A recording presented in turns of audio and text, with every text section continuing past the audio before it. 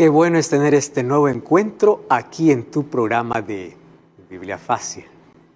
Bienvenido, tú que estás allí viendo este programa por la TV, viendo por redes sociales, por YouTube, por Facebook o por cualquier otro medio. Un grande abrazo para ti. Estamos tan felices de que juntos podamos estar descubriendo en esta temporada sobre quién es el Espíritu Santo y cuál es su obra que hace en nuestra vida. Entonces, nuestro cariño, una vez más, a ti que estás allí del otro lado, participando de este programa. En esta temporada tenemos por lo menos aquí 6 invitados con el cual estamos compartiendo estos mensajes, más también te tenemos a ti. Por eso nos alegra cada vez saludarte y orar por ti y pedir que el Espíritu Santo pueda seguir trabajando en tu vida como lo ha estado haciendo hasta hoy. Bienvenido una vez más y aquí quiero presentarte un regalo hecho con mucho cariño para ti. Se trata de este curso bíblico donde vas a comprender mucho mejor la obra del Espíritu Santo. Tú puedes solicitarlo a través de nuestro WhatsApp +5512 9810 1460 o puedes también ingresar a nuestra página web estudielabiblia.com. ¿Listos entonces para un estudio más? En esta temporada que estamos hablando sobre la obra del Espíritu Santo, sobre la acción del Espíritu Santo y descubriendo poco a poco quién es el Espíritu Santo. Nuestro tema de hoy es un tema importantísimo. Hoy hablaremos acerca de el Espíritu Santo y la lluvia temprana. ¿Recuerdan ustedes que uno de los símbolos que nosotros ya estudiamos aquí del Espíritu era la lluvia? Y lluvia en 2 momentos específicos, tomando las actividades agrícolas que tenía el pueblo de Israel. La lluvia temprana para hacer germinar la semilla y la lluvia tardía para hacer terminar de madurar aquella semilla que fue plantada y creció, más ahora para que pueda estar lista para la cosecha. Ese será nuestro tema de hoy y vamos a ver si esto ya se cumplió o cómo se puede cumplir. Y antes de abrir la Biblia, como siempre, pedimos la dirección de Dios. Vamos a orar. Gracias, Señor, te damos por tu palabra. Gracias por tu Santo Espíritu que trabaja en nuestra vida. Gracias porque hoy tenemos la oportunidad de abrir tu palabra con la seguridad de que tu Santo Espíritu está con nosotros. Te pedimos que nos limpies, que nos regeneres, que nos transformes, que nos santifiques. Te pedimos que puedas quitar de nuestro corazón toda mancha y que hoy nada puede impedir para que podamos escuchar claramente tu voz. Que tu palabra pueda ser colocada en nuestro corazón. Te pedimos en el nombre de Jesús. Amén. El Espíritu Santo y la lluvia temprana. Hoy quiero comenzar leyendo un texto extraordinario que llama mucho mi atención y la razón por la cual el Espíritu Santo es considerado como lluvia y por qué Dios, o porque allí Cristo específicamente, le dice a sus discípulos: no salgan de Jerusalén hasta que haya venido sobre vosotros el Espíritu Santo. Cuando Jesús escogió a sus discípulos, por medio de los cuales Él iba a fundar la iglesia cristiana, presten atención a esto. No los buscó en las venerables escuelas de los rabinos. Ustedes saben quién eran los discípulos, ¿no? Pescadores. El único que tenía una capacidad extraordinaria, hablando de un ser brillante e intelectual, renombrado por su educación entre los discípulos, era Judas. El único. Los otros 11 no tenían la educación de los rabinos, no tenían la fama de los otros. O sea, si Jesús tuviese que hoy escoger a 12 de sus discípulos, hubiese repetido la historia. No hubiese llamado gente brillante, ni gente famosa.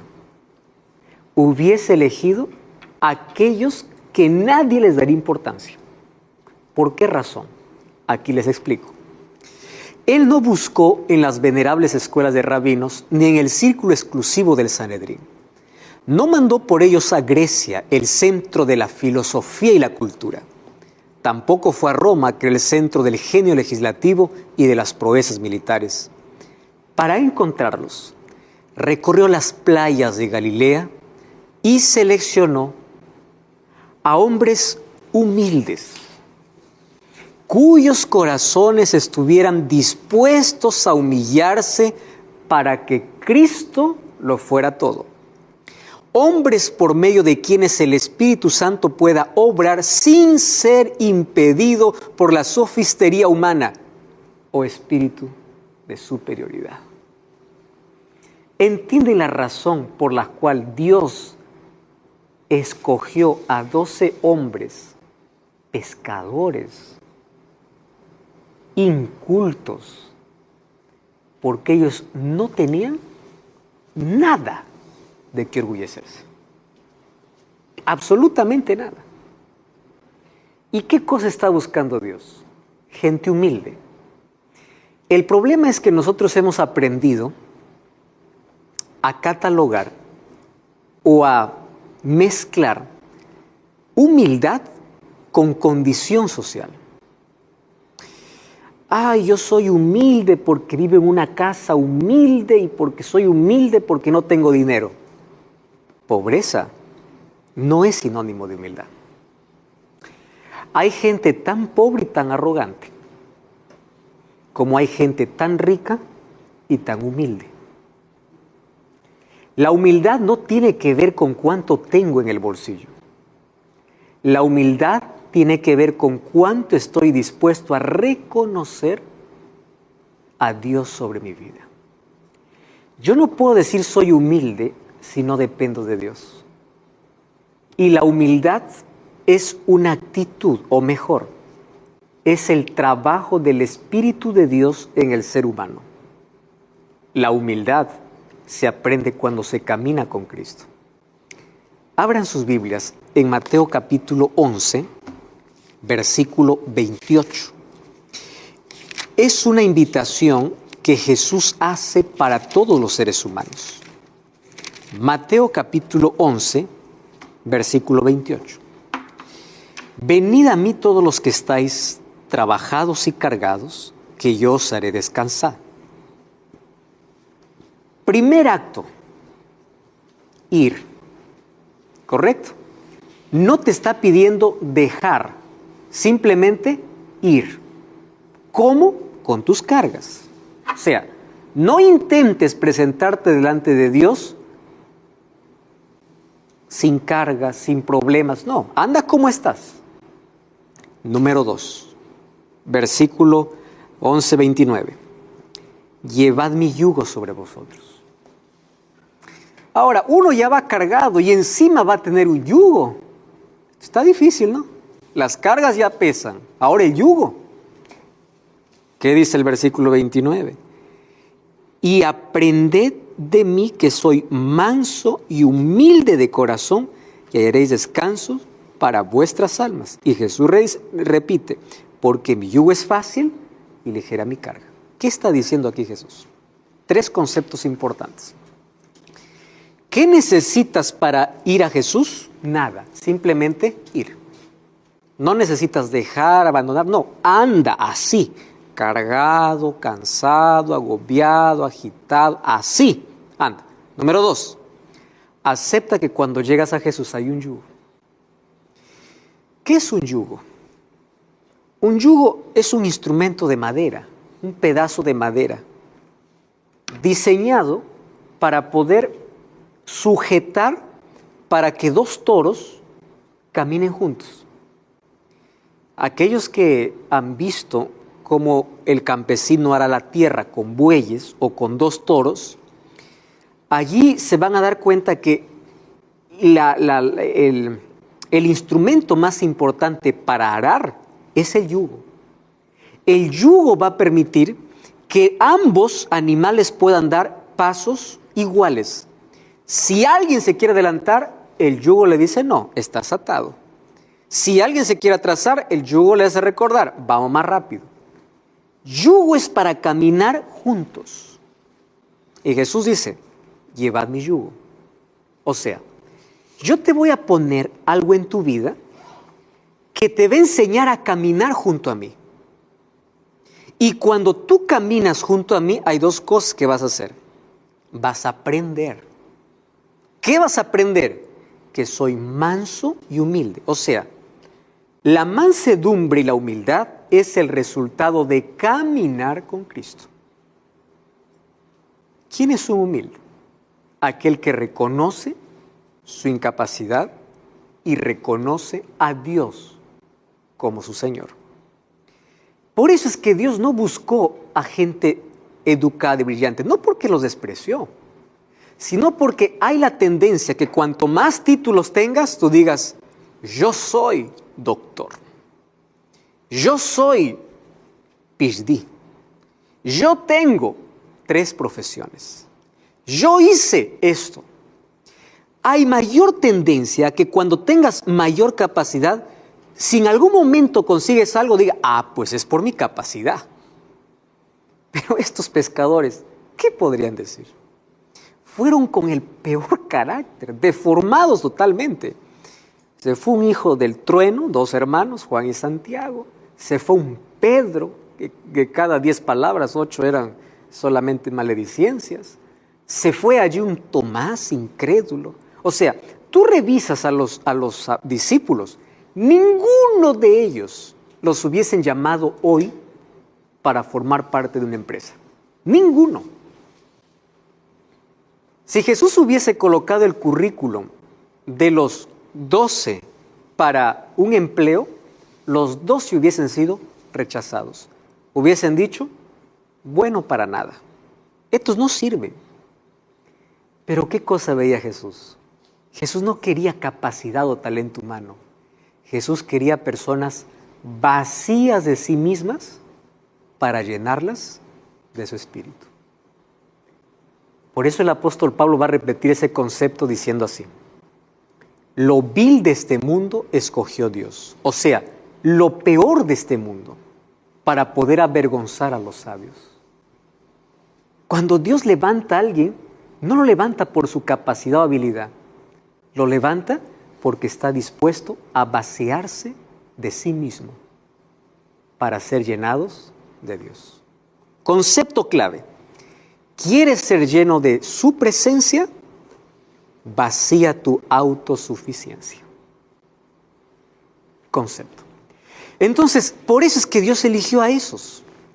Durante 3 años y medio, los discípulos fueron testigos de milagros. A ellos les fue explicado el significado de las parábolas. O sea, después de haber caminado con Jesús, obviamente que ellos deberían haber sido los más calificados de todos los hombres para llevar adelante la comisión de evangelizar. Porque para eso Dios les llamó, para expandir su reino. Después de haber caminado 3 años y medio con Jesús, ellos deberían estar preparados. Pero, aquí viene el pero, a pesar de todos estos privilegios, estaban completamente descalificados. O sea, continuaban en la misma situación para cumplir la comisión que lo indican sus luchas por la supremacía y su abandono y negación al Señor. Eran totalmente incapaces para llevar a cabo la tarea designada hasta recibir la gran promesa que los capacitaría. Jesús ya llamó a aquellos que no había nada de qué orgullecerse. Pero aún así, cuando caminaron con Jesús, dentro del corazón de ellos se fue instalando un espíritu, obviamente estoy hablando de sentimientos que ellos fueron abrigando, que impedirían el trabajo del Espíritu Santo. ¿Qué espíritu es eso? De supremacía, de egoísmo, de disensiones, de luchas entre ellos mismos. Entonces, ¿qué cosa es lo que sucede? Por ejemplo, se desanimaron completamente al verlo morir en la cruz. ¿Qué cosa es lo que hicieron? ¿Dónde estaban los discípulos cuando Jesús estaba en la cruz? ¿Dónde estaba Pedro, Juan y Santiago cuando Jesús estaba orando en el Getsemaní? Durmiendo. ¿Dónde estaba aquel Pedro que decía yo contigo voy a ir hasta la cruz? Corriendo. El único que se quedó al pie de la cruz junto a la madre de Jesús fue Juan, y a cierta distancia. ¿Y dónde estaban los otros 11? Uno que le había traicionado, el otro en el Getsemaní y los demás esparcidos. O sea, nadie estaba dispuesto a dar la vida por el Maestro. No comprendían la misión del Mesías. Por eso es que 2 hombres que iban para Emaús, iban hablando de las cosas que habían sucedido. ¿Y qué cosa decían? No puede ser. Ellos lo que lamentaban es, ¿cómo es posible que Jesús murió si nosotros teníamos la esperanza que Él iba a ser el rey judío? El rey que iba a restaurar. ¿Qué cosa iba a restaurar? La supremacía, porque ellos ahora estaban subyugados por el Imperio Romano.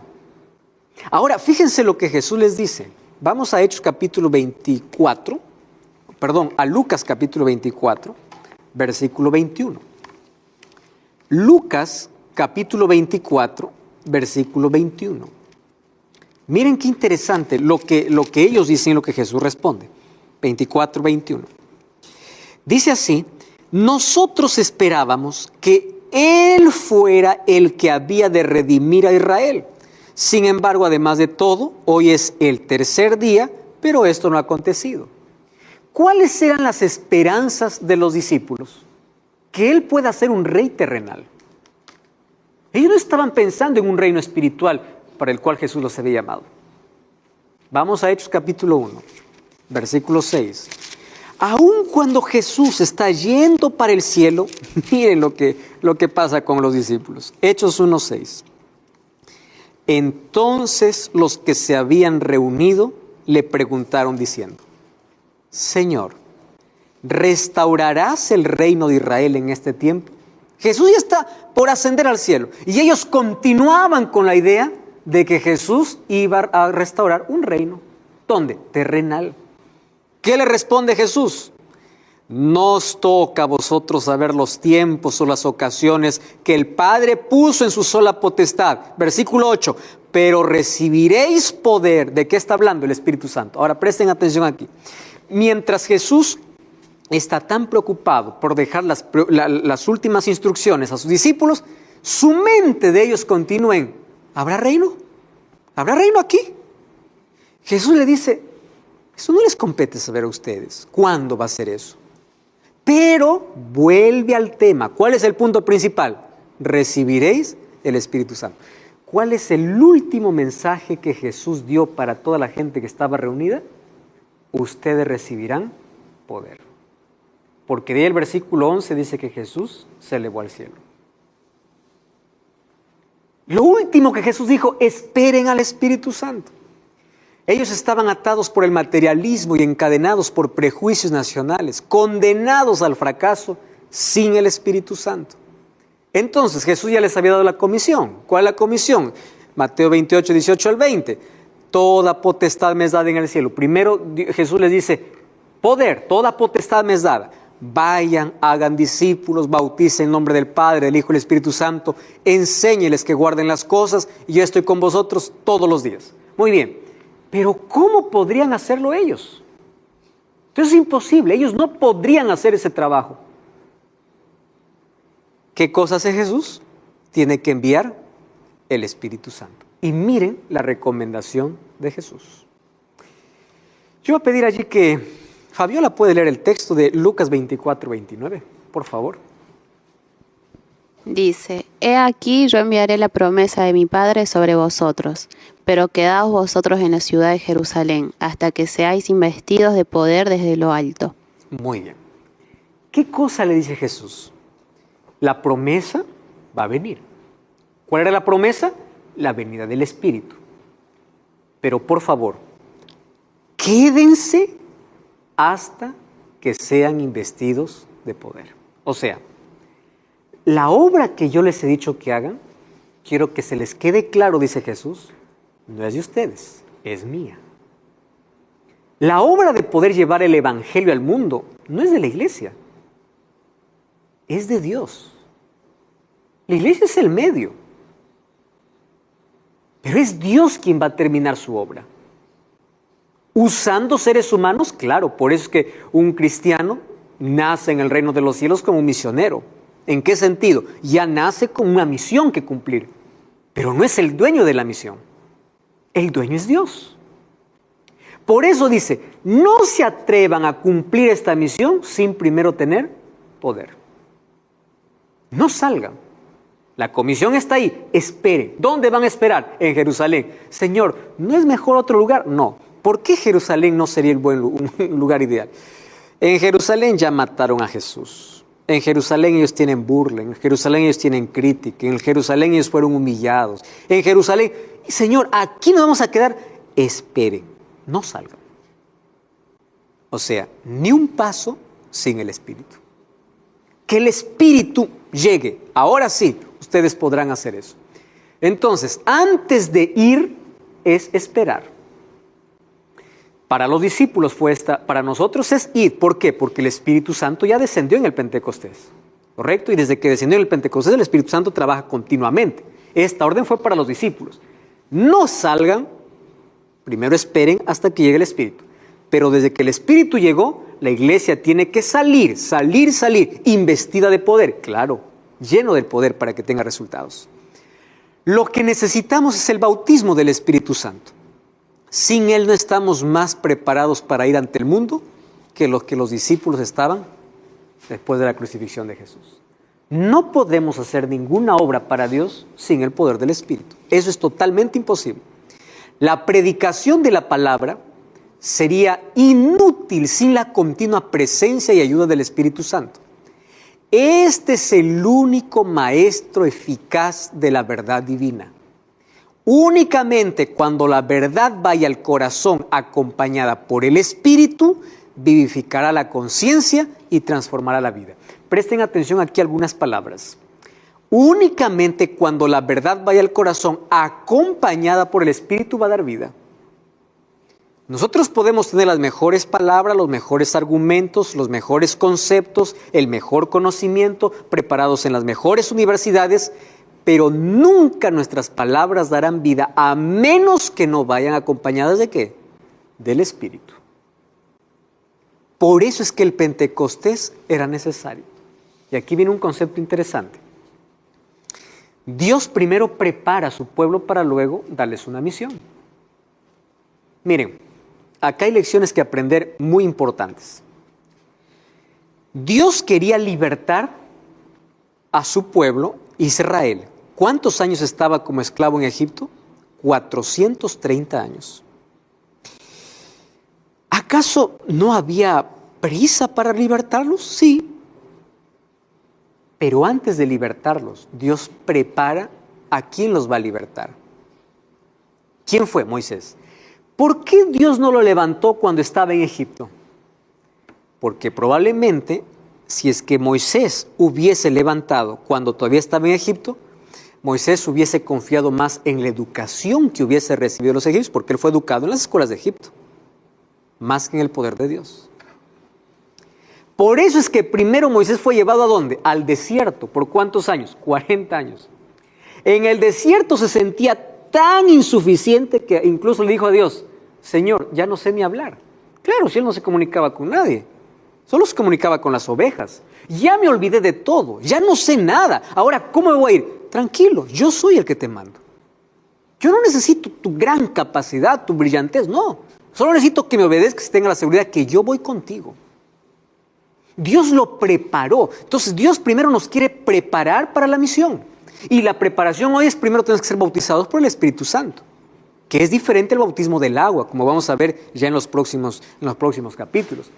A David Dios lo preparó. Él fue ungido por Samuel, pero después de su ungimiento no fue inmediatamente rey. Él pasó perseguido por 5 desiertos antes de llegar al palacio. Preparación. Dios preparó a Pablo.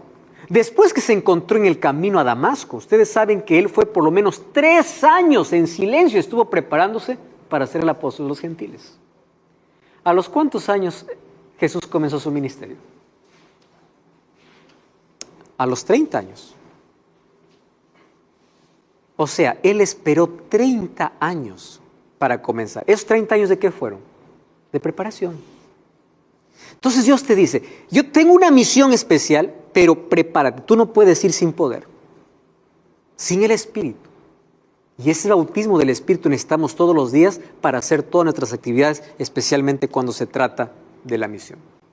Ahora, Hechos capítulo 1, versículo 4 y versículo 5. Dice así, y estando juntos, les mandó otra vez. ¿Recuerdan que en Lucas qué cosa les dijo? No salgan. El texto que leyó ahí Fabiola. Pero aquí en Hechos, ¿qué cosa dice? les mandó que no se fueran de Jerusalén, sino que esperasen la promesa del Padre, lo cual les dijo: oísteis de mí, porque Juan ciertamente bautizó con agua, mas vosotros seréis bautizados con el Espíritu Santo dentro de no muchos días. Por favor, no salgan. Quédense aquí, esperen aquí. Ustedes serán bautizados con el Espíritu Santo. ¿Qué sucede cuando nosotros no somos bautizados con el Espíritu Santo? Podemos tener las mejores herramientas de la vida sin resultado. Hechos 1:8. Pero recibiréis poder cuando haya venido sobre vosotros el Espíritu Santo, y me seréis testigos en Jerusalén, en toda Judea, en Samaria y hasta el último de la tierra. La misión envolvía todo el planeta, pero eso no se podría hacer con talento humano. El libro de Mateo capítulo 24 dice que antes de la venida de Jesús, la última señal no será terremotos, otra pandemia, no. Claro que antes de la venida de Jesús habrá 7 plagas, habrá persecución, habrá todo eso, lo sabemos. Pero la última señal para que se cierre la gracia y Cristo vuelva es la predicación del Evangelio. ¿Y cómo vamos a predicar el Evangelio para todo el mundo? Por eso hoy necesitamos poder. Y si hoy el Evangelio está llegando a través de estos medios de comunicación a tu vida, hoy se está cumpliendo que el Evangelio está siendo predicado. Y el Espíritu Santo colocará esta verdad delante de tus ojos, pero no te obligará a aceptarla. Cada uno es libre de aceptar o rechazar.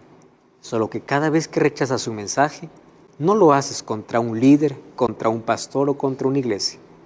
Lo haces contra el Espíritu Santo, porque Él es el encargado de convencer a la humanidad de pecado. No cambies el canal, estamos de regreso. Esto es Biblia Fácil.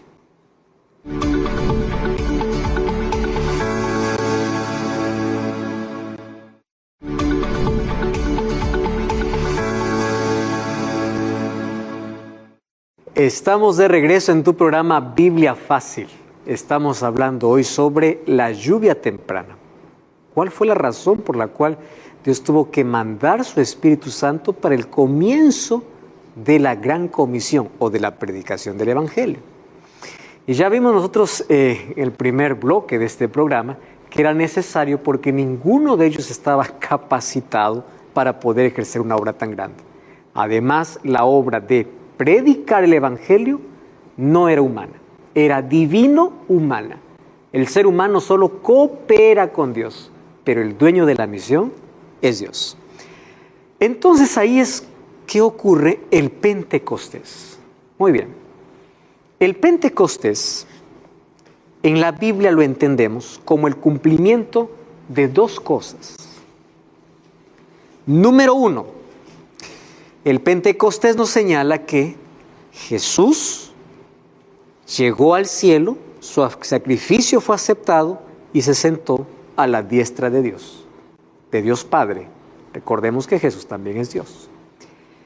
Pero, allí viene el asunto interesante, en la Biblia muestra eso con una palabra, glorificación. ¿Qué cosa es glorificación? El momento que Jesús entra al cielo con la victoria ganada de la tierra, el apagado, la condenación de toda la humanidad, en el cielo hay una adoración muy especial que lo encontramos en el libro de Apocalipsis capítulo 4 y capítulo 5. Dice que todos los cielos, 4 seres vivientes, 24 ancianos, todos allí se congregan para poder glorificar al Hijo. Vamos a abrir el libro de Apocalipsis capítulo 4. Miren cómo ocurre este momento de glorificación. Apocalipsis capítulo 4. Después de esto miré, y aquí había una puerta abierta en el cielo. La primera voz que oí era como de una trompeta que hablaba conmigo. Dijo: sube, te mostraré las cosas que sucederán. Al instante estaba yo en el Espíritu y vi un trono establecido en el cielo y en el trono uno sentado. Versículo 4. Alrededor había 24 tronos, vi 24 ancianos vestidos de ropas blancas con coronas de oro. Ahí estaba, mire el versículo 5. Del trono salían relámpagos, truenos y voces, y delante del trono ardían 7 lámparas de fuego, que son los 7 espíritus de Dios. ¿Qué son los 7 espíritus de Dios?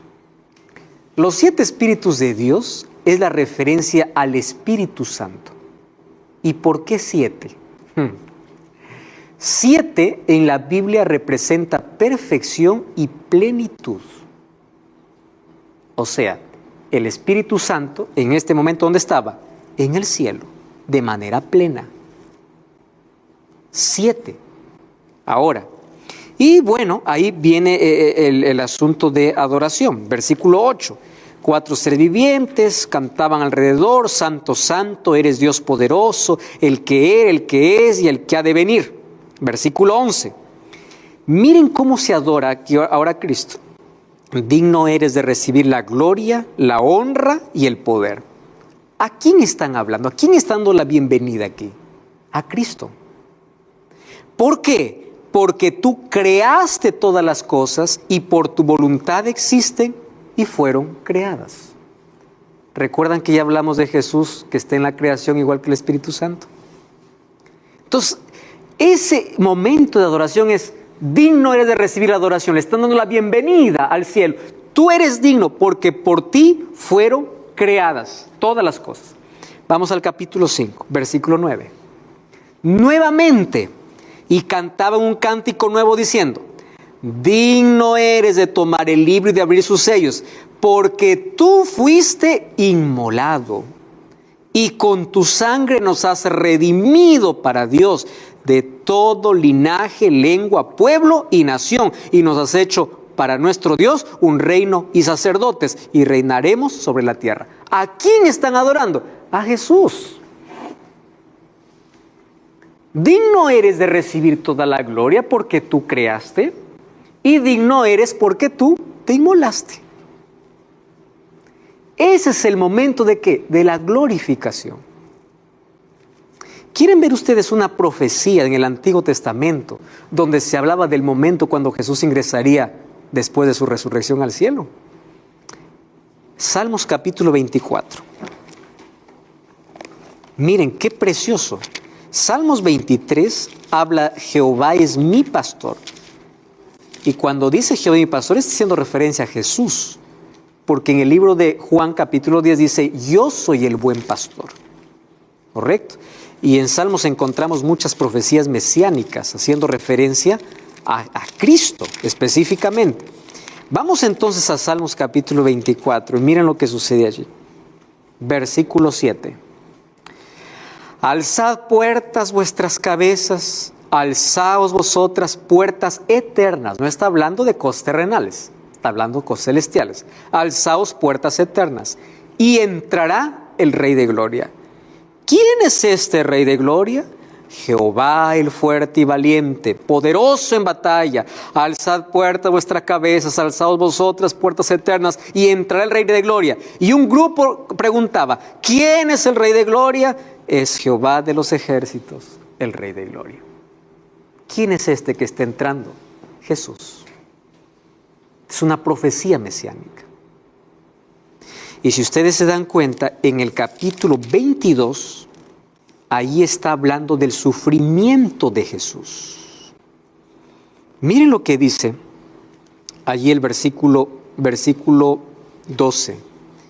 Me han rodeado muchos toros, fuertes toros de Basán me han cercado.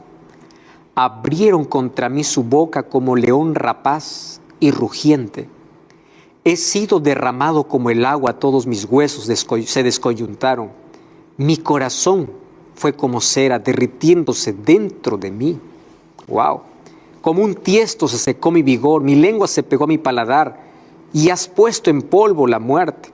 Ahora, fíjense el versículo 16. Perros me han rodeado, me han cercado una banda de malignos, desgarraron mis manos y mis pies. ¿De quién está hablando aquí? Jesús. Miren el versículo 17. Contar todos mis huesos puedo, Entre tanto ellos me miran y me observan. Repartieron sobre sí mis vestidos y sobre mi ropa echaron suertes. ¿Con quién pasó esto? Con Cristo. Entonces el capítulo 22 habla de la angustia y del sufrimiento de Jesús. El capítulo 23, el cuidado de Jesús por su pueblo. Y el capítulo 24, de la entrada de Jesús al santuario, al cielo. Por eso es que Juan capítulo 7, versículo 39 dice que el Espíritu Santo todavía no había descendido. ¿Por qué? Porque Jesús aún no había sido glorificado. Entonces lo primero que entendemos es que en el Pentecostés, cuando descendió el Espíritu Santo, ¿qué cosa había sucedido en el cielo? Cristo estaba entronizado. Cristo ahora había sido adorado. Y cuando Cristo ya entró allí en el cielo y entró al santuario para ser nuestro intercesor, el Espíritu Santo descendió a la tierra para continuar la obra. Ahora, ¿saben a qué horas ocurrió el Pentecostés? 9 de la mañana. Miren cómo se cumple todo perfectamente.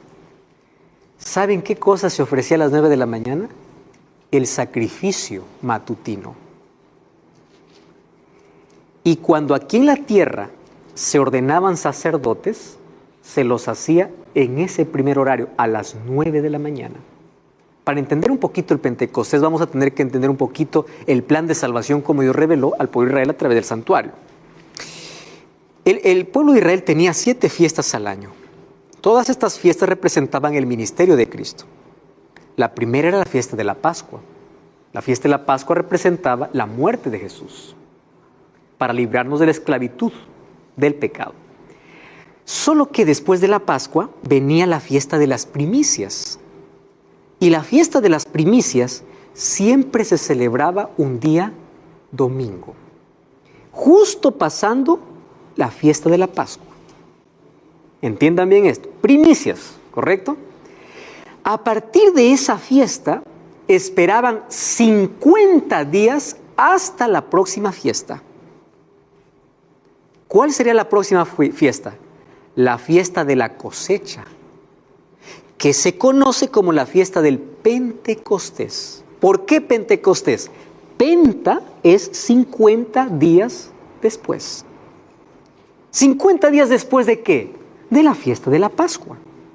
¿Y cuándo se celebraba la fiesta de la Pascua? También cae un domingo. Ahora, ¿qué tiene que ver estas fiestas con Jesús? Jesús murió un día viernes. El día sábado descansó en su tumba y el día domingo resucitó. Porque el apóstol Pablo dice que Jesús llegó a ser nuestra primicia. ¿Primicia de qué? De todos aquellos que murieron y resucitaron. Primicia. Pero después de 50 días venía la fiesta de la Pascua. Y esa fiesta de la Pascua, ¿qué cosa representaría? El inicio del sacerdocio de Jesús en el cielo. Por eso es que el Pentecostés cayó un día domingo a las 9 de la mañana. Recuerdan que nosotros ya leímos un texto que el profeta Joel dice: yo os daré la lluvia temprana y la lluvia tardía. Entonces, cuando el Espíritu Santo descendió en toda su plenitud a las 9 de la mañana para poder comenzar ese trabajo con la iglesia de predicación del Evangelio y preparar al pueblo que iba a recibir a Jesús cuando vuelva por segunda vez. Es el trabajo del Espíritu. Entonces, a partir del Pentecostés comienza una obra de convencer de pecado, como ya vimos en la lección anterior. Convence de pecado, santifica, o sea, prepara a las personas para el momento de la cosecha final. ¿Cuál es la cosecha final? Cuando Jesús regrese. ¿Y por qué se llama cosecha? Porque el trigo se va y la cizaña se separa. Buenos y malos, ovejas y cabritos, trigo y cizaña. Por eso se llama cosecha. Muy bien, eso sucedió en el Pentecostés. A partir de allí el Espíritu Santo dirige a la iglesia. Eso veremos en el próximo programa. El Espíritu Santo escoge, envía, da poder, define asuntos, prohíbe, acompaña. O sea, Él es quien ahora está en total plenitud sobre la tierra a partir del Pentecostés. Ahora, uno puede decir, pero en el Pentecostés ellos cuando recibieron el Espíritu Santo hablaron lenguas. ¿no? Porque esa fue la manifestación. Muy bien. ¿Por qué hablaron lenguas ellos? Para comenzar, ¿qué significa hablar lenguas? ¿Hablar cosas que uno no entiende? No. Lengua, lenguas, en el griego, es glosa, que significa idioma. ¿Y por qué? Abran sus Biblias y de ahí respondo una pregunta que tiene Laura. Hechos capítulo 2. Vamos a ver por qué ellos hablaron lengua. Hechos capítulo 2, versículo 4. Miren, cómo ocurrió el bautismo del Espíritu Santo. Cómo ocurrió la lluvia temprana. Todos fueron llenos del Espíritu Santo y comenzaron a hablar en otras lenguas. Para comenzar, no dice lenguas extrañas. ¿Qué cosa dice? Otras lenguas. Pero, ojo con un detalle. Según el Espíritu les daba que hablara. O sea, cada uno hablaba una lengua diferente. ¿Y por qué? ¿Qué significa eso? Versículo 7. Estaban todos atónitos y admirados diciendo, ¿no son galileos estos que hablan? ¿Cómo lo oímos hablar en nuestra lengua materna, en la lengua que hemos nacido? O sea, lo que ellos hablaban no eran cosas que nadie entendía, eran idiomas que la gente entendía. ¿Cómo siendo un ignorante está hablando mi idioma? Es lo que están diciendo. Ellos se quedan admirados. ¿Por qué? Porque no están escuchando cualquier cosa que balbucean. Ellos están escuchando que ellos hablan su propio idioma. ¿Y por qué el Espíritu Santo les dio el don de hablar lenguas? Para que a partir de allí el Evangelio pueda alcanzar a todo el mundo. ¿Quiénes estaban allí? Miren el versículo 14, el versículo 9. Partos, medos, elamitas, Mesopotamia, Judea, Capadocia, Ponto, Asia, Frigia, Panfilia, Egipto, África. Y los romanos, todos, cretenses y árabes, oímos hablar, ¿qué cosa dice? En nuestras lenguas. ¿Qué significa el don de lenguas? Hablar un idioma que la gente entiende. No es estar hablando cualquier cosa que nadie entiende. ¿Y por qué Dios dio el don de lenguas? Porque cuando el Espíritu Santo descendió en la lluvia temprana, el objetivo, ¿cuál era? Predicar el Evangelio para todo el mundo. Y esa gente que escuchó ese mensaje, llevó ese Evangelio ¿a dónde? A su ciudad. Eso es el don de lenguas. Pero de esto vamos a hablar en otro programa porque hay una falsificación de don de lenguas que vamos a entrar en otro programa. Laura, ¿tenías una pregunta ahí?